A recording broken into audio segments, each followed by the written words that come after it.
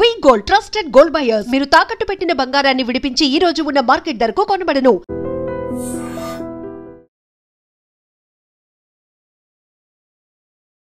ఇది most tragedy news కి సంబంధించినటువంటి బ్రేకింగ్ అప్డేట్స్ మనం చూస్తున్నాము. టెర్రిఫైయింగ్ విజువల్స్ అందుతున్నాయి.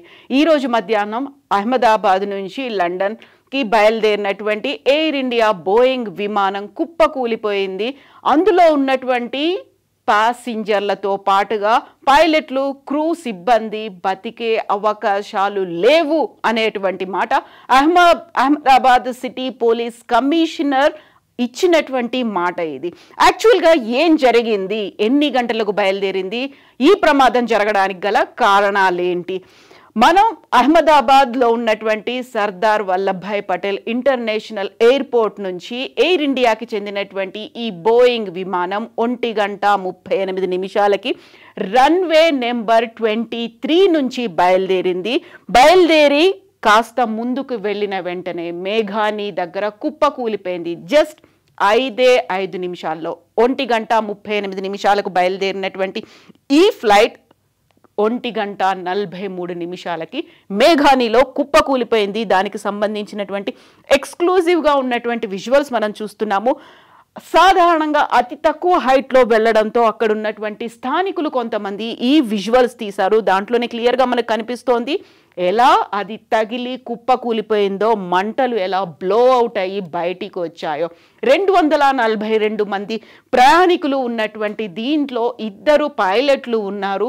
ఆ పైలట్లకు కూడా 8,1000కి పైగా గంటలు ఫ్లయింగ్ అనుభవం అనేది ఉంది. దాంట్లో ఉన్నటువంటి pilot Sumeet Sabharwal, Clive Kunder, pilot and co pilot air traffic control ఏటీసీకి సమాచారం అందించారు. టేక్ ఆఫ్ అయిన వెంటనే మేడే అనేటువంటి ఒక కాల్ని ఏటీసీకి అందించారు. యూజువల్గా మేడే కాల్ అనేది అక్కడ ఇంజన్ ఫెయిల్యూర్ అయినప్పుడు, లేకపోతే ఏదైనా పక్షి విమానాన్ని ఢీకొంది అనుకున్నప్పుడు, లేదు బ్యాలెన్స్ చేయలేకపోతున్నాము, అక్కడ హైజాక్ గురైంది, ఎమర్జెన్సీ ల్యాండింగ్ చేయాల్సినటువంటి పరిస్థితి ఉంది అనేటువంటి కాల్ మేడే కాల్ రూపంలో తీసుకుంటారు.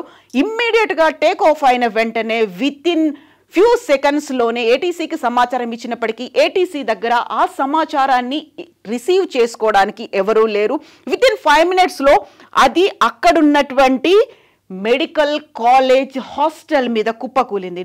1:43 కావడంతో ఆ హాస్టల్లో లంచ్ చేయడానికి వచ్చినటువంటి వైద్య విద్యార్థుల మీద కుప్పకూలింది ఈ విమానం. ఇమాజిన్ 242 మంది ప్రయాణికులు ఉన్నారు, అందులో 2 పైలట్లు ఉన్నారు, 10 మంది క్యాబిన్ క్రూ ఉన్నటువంటి విమానం హాస్టల్ మెస్ మీద కుప్పకూలింది. అక్కడే లంచ్ చేయడానికి వచ్చారు వైద్య విద్యార్థులు, వారందరి మీద కుప్పకూలింది. ఇప్పటికైతే అందుతున్నటువంటి సమాచారం ప్రకారం ఇమ్మీడియట్గా అక్కడికి ఫైర్ టెండర్స్ వచ్చారు, అక్కడ ఉన్నటువంటి అగ్నిమాపక శకటాలు వచ్చాయి, అంబులెన్సులు వచ్చారు, స్థానికులు వచ్చారు, అందరూ రెస్పాండ్ అయ్యారు. ఇప్పటికీ 40 మంది ప్రయాణికులకి సంబంధించినటువంటి ఇన్ఫర్మేషన్, వాళ్ళు హాస్పిటల్లో క్షతగాత్రులుగా ఉన్నారు అనేటువంటి ఇన్ఫర్మేషన్. అండ్ గుజరాత్కి 2 సార్లు సీఎంగా పనిచేసినటువంటి విజయ్ రూపానీ ఇదే ఫ్లైట్లో లండన్కి వెళ్తున్నారు. 6 నెలలుగా తన భార్య లండన్లో ఉంది, తనను తీసుకురావడానికి విజయ్ రూపానీ అదే ఫ్లైట్లో వెళ్తున్నారు. బిజినెస్ క్లాస్లో విజయ్ రూపానీ ప్రయాణిస్తున్నారు. ఇప్పటికైతే మనకు అఫీషియల్గా ఎంత లెక్క అనేది రాకపోయినప్పటికీ అహ్మదాబాద్ సిటీ పోలీస్ కమిషనర్ చెప్పిన వివరాలని పట్టి చూస్తే ఆ తీవ్రతని చూసిన తర్వాత అర్థమవుతోంది. అండ్ కమిషనర్ చెప్పినటువంటి మాటలు, అక్కడ ఉన్న వాళ్ళు ఎవరు బతికే ఛాన్సెస్ లేవు అనేది.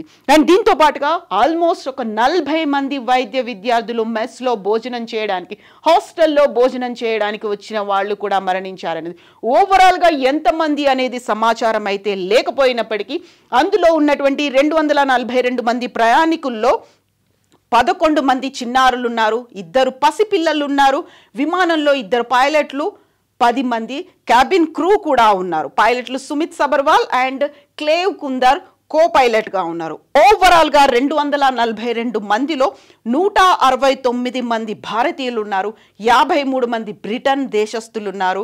విమానంలో 7 పోర్చుగీస్కు చెందినటువంటి దేశస్తులు, అలాగే ఒకరు కెనడాకి చెందినటువంటి దేశస్తులు కూడా ఉన్నట్టుగా మనకు అందుతున్నటువంటి ఈ సమాచారం యాక్చువల్గా ఏటీసీకి ఎయిర్ ట్రాఫిక్ కంట్రోల్కి సమాచారం అందించినప్పటికీ అక్కడ ఎందుకు రెస్పాండ్ అవ్వలేదు అనేటువంటి దాంతో పాటుగా ఉన్నటువంటి 2 ఇంజన్లు కూడా ఫెయిల్ అయ్యి ఉంటాయి అనేటువంటి ఒక సమాచారం. అండ్ ఎయిర్ ఇండియా బోయింగ్ అనేది ఒక బ్లాక్ డేగా దీన్ని అనౌన్స్ చేసింది. ఇమ్మీడియట్గా తన ప్రొఫైల్ని మార్చుకుంది. ఆ తర్వాత బయోలో కూడా బ్లాక్ డేగా అనౌన్స్ చేసుకుంది. మేడే కాల్ ఇచ్చినప్పటికీ రెస్పాండ్ అవ్వకపోవడం వెనకాల ఏదైనా కుట్ర కోణం ఉందా అనేటువంటి సమాచారం కూడా ఉంది.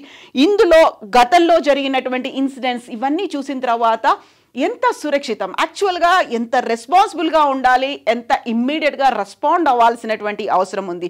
వీరందరితో పాటుగా ఇప్పుడు పోలీస్ కమిషనర్ చెప్తున్నటువంటి వివరాలు చాలా భయంకరంగా ఉన్నాయి, భయానకంగా ఉన్నాయి.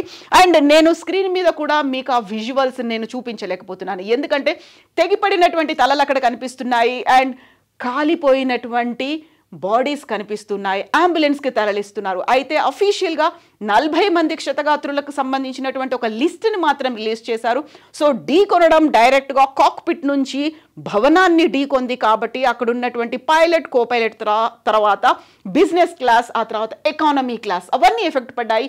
ఎవరైనా అక్కడ బతికి ఉండే అవకాశాలు ఏమైనా ఉంటే విమానం చివర్లో ఉన్నటువంటి ప్రయాణిస్తున్నటువంటి ఎకానమీ క్లాస్లో ప్రయాణిస్తున్నటువంటి ప్రయాణికులు మాత్రమే బతికే ఛాన్సెస్ ఉన్నాయని చెప్తున్నప్పటికీ పోలీస్ కమిషనర్ ఇచ్చినటువంటి ఇన్ఫర్మేషన్, అది కూడా రాయిటర్స్కి, ఏఎన్ఐకి ఇచ్చినటువంటి ఇన్ఫర్మేషన్ని బట్టి చూస్తే ఆల్మోస్ట్ బతికే అవకాశాలు లేవు. బట్ ఆ టైంకి లంచ్ చేయడానికి వచ్చినటువంటి వైద్య విద్యార్థుల పరిస్థితిని కూడా ఆలోచించుకుంటే ఆ విజువల్స్ కూడా భయంకరంగా భయానకంగా ఉన్నాయి. ఒకేసారి నడినెత్తిన విమానం కుప్పకూలిపోవడం, కరెక్ట్గా టేక్ ఆఫ్ అయినటువంటి 5 నిమిషాల్లోనే ఈ సంఘటన జరగడం వెనకాల కుట్ర కోణం ఏమైనా ఉందా? రెస్పాన్సిబుల్గా ఎవరు ఉండలేకపోయారు? యాక్చువల్గా ఇంబ్యాలెన్స్ అయిందా, పక్షి ఢీకొందా, ఎమర్జెన్సీ అనేది మేడే కాల్ ఇవ్వాల్సినటువంటి పరిస్థితి పైలట్లు ఏటీసీకి చేరవేసినప్పుడు ఎందుకని రిసీవ్ చేసుకోలేకపోయారు? ఇమ్మీడియట్గా దేశమంతా స్పందించింది. భారతదేశానికి సంబంధించి ఆ బోయింగ్ ఫ్లైట్లో ఉన్నటువంటి దేశాలకు చెందిన వారే కాకుండా వివిధ దేశాల తరఫున కూడా సంఘీభావం ప్రకటిస్తున్నారు. ఇమ్మీడియట్గా సహాయ చర్యల కోసం మేమున్నాము అనేటువంటి వాదన కూడా ఉంది.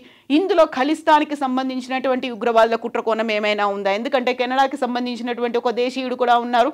అండ్ G7 సదస్సు కోసం ప్రధానమంత్రి నరేంద్ర మోడీ కూడా అటెండ్ అవ్వడానికి వెళ్ళబోతున్నటువంటి ఆ సమయానికి కొద్ది రోజుల ముందుగా జరిగినటువంటి ఈ ఇన్సిడెంట్ని చూస్తే ఇదే డౌట్ అనేది ప్రతి ఒక్కరికి వస్తుంది. యాక్చువల్గా ఇంత ఇన్సిడెంట్ జరగడం అనేది ఉన్నటువంటి పైలట్లు కూడా సుమిత్ సబర్వాల్కి అయితే 8,000కు పైగా ఫ్లయింగ్ అవర్స్ ఎక్స్పీరియన్స్ ఉంది. కో పైలట్ కూడా 11 గంటలకు పైగా ఫ్లయింగ్ ఎక్స్పీరియన్స్ అనేది ఉంది. వాళ్ళు కంప్లీట్గా వెల్ ట్రైన్డే కాదు, వెల్ ఎక్స్పీరియన్స్డ్. అండ్ బోయింగ్కి సంబంధించి కూడా టాటా దీన్ని టేక్ ఓవర్ చేసుకుంది ఎయిర్ ఇండియాని. ఆ తర్వాత టాటా కూడా అనౌన్స్ చేసింది ఇది ఒక హృదయ విదారకమైనటువంటి భయంకరమైనటువంటి ఇన్సిడెంట్గా.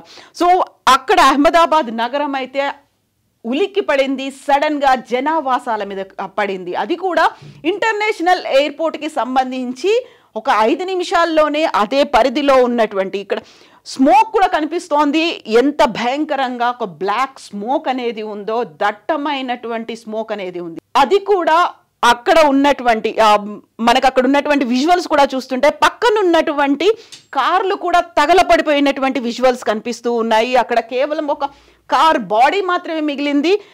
ఇలాంటి సిచ్యువేషన్లో అందులో ఉన్నటువంటి ప్రయాణికుల పరిస్థితి ఏంటి? కనీసం గుర్తుపట్టడానికి వీలు లేకుండా కూడా అక్కడ మాంసం ముద్దలుగా కూడా కాదు, కంప్లీట్గా శవాలు తగలబడిపోయినటువంటి శవాలు అనేవి కనిపిస్తున్నాయి. అలాంటి ఇన్సిడెంట్స్ని మేము చూపించదలుచుకోలేదు, హృదయ విదారకమైనటువంటి సంఘటనలు. అయితే ఇక్కడే బోల్డ్ అని క్వశ్చన్స్ అనేవి ఉన్నాయి. యాక్చువల్గా కండిషన్లో లేదా, విమానం కండిషన్లో లేదా, బ్యాలెన్స్ చేసుకోలేదా, ఫ్యూయలింగ్ టైంలో దాన్ని మెజర్ చేసుకోలేకపోయారా, పక్షి ఢీకొందా, లేకుంటే ఎమర్జెన్సీకి సంబంధించినటువంటి కాల్ ఏటీసీకి ఎందుకు ఇవ్వాల్సి వచ్చింది, అక్కడ ఉన్నటువంటి 2 ఇంజన్స్ కూడా ఫెయిల్ అయిపోయాయా, వీటన్నిటికీ సంబంధించినటువంటి ఇన్ఫర్మేషన్ అయితే ఇంకా రావాల్సి ఉంది. అఫీషియల్గా ఎంత డెత్ టోల్ ఉంది ఆ ఇన్ఫర్మేషన్ కూడా ఇప్పటికీ రాలేదు. అవన్నిటికీ సంబంధించి ప్రాథమిక దర్యాప్తు అనేది కొనసాగుతోంది.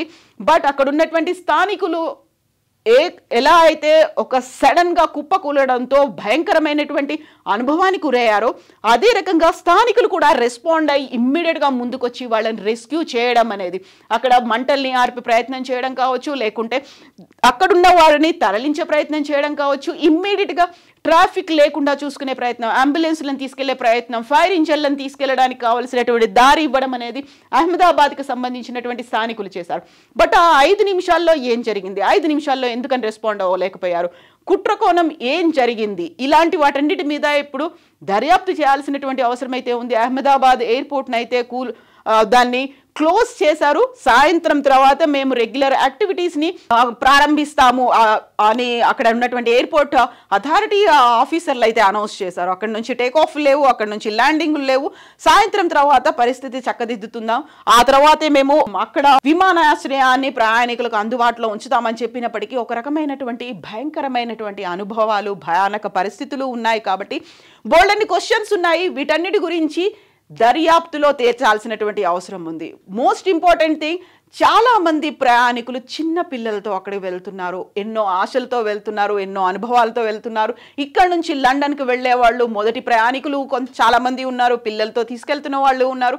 వాళ్ళందరూ ఇప్పుడు సజీవంగా ఉన్నారా లేదా, 40 మంది విషయం అయితే బయటకు వచ్చింది, వాళ్ళకి హాస్పిటల్లో ఉన్నారు. బట్ ఎంత తీవ్ర స్థాయిలో వాళ్ళు గాయాల పాలయ్యారు, లేకుంటే క్షతగాత్రులకి సంబంధించినటువంటి కంప్లీట్ ఇన్ఫర్మేషన్ కూడా అందాల్సినటువంటి అవసరం ఉంది. ఏ వార్డులో ఉన్నారు, వాళ్ళ ఏజ్ ఎంత, మేలా ఫీమేలా, ఇలాంటి వివరాలు అయితే వెల్లడించినప్పటికీ కంప్లీట్గా దహనం అయిపోయినటువంటి ఆ ప్యాసింజర్స్ని ఐడెంటిఫై చేయడం కూడా ఇప్పుడు కష్టతరంగా మారింది. దానికి కూడా ఇప్పుడు మళ్ళీ DNA టెస్టులు ఇవన్నీ చేస్తే తప్ప ఐడెంటిఫై చేసుకోలేని పరిస్థితి.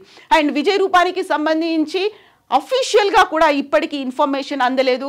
ఆయన చనిపోయారు అనేటువంటి వివరాలు అయితే వస్తున్నప్పటికీ కూడా వీటన్నిటికి సంబంధించి అఫీషియల్ ఇన్ఫర్మేషన్ అధికారికంగా ఒక ప్రెస్ నోట్ రావాల్సినటువంటి అవసరం ఉంది.